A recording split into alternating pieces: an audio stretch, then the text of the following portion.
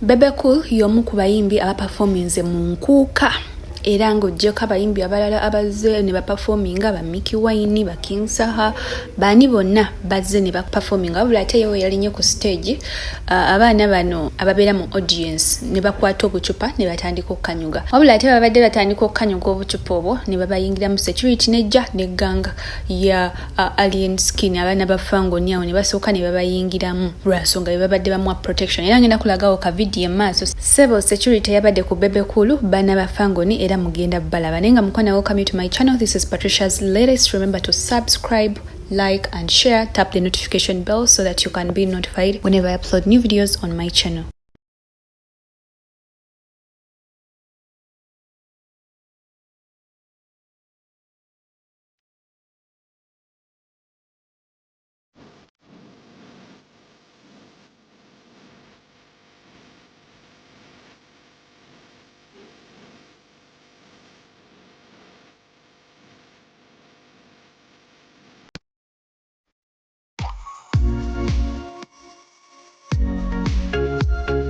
Olw'okuba Bebe Cool yabadde ate bamukanyugidde obucupa ku stage era security yamugendeddeko nga ava ku stage yabadde nnene nga wegambye nti no yagendeddeko bano abaana ba Fangoni nabo babadde part of the security ne bamugoberera.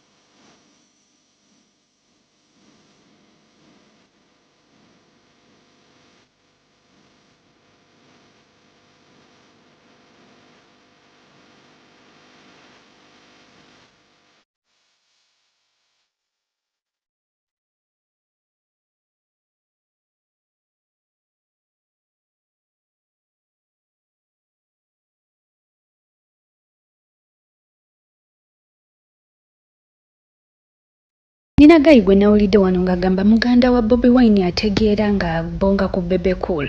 Ne neebuuza ate ono muganda wa Bobi Wine kimusooke mumbuulira ate ono gwe bayita batya?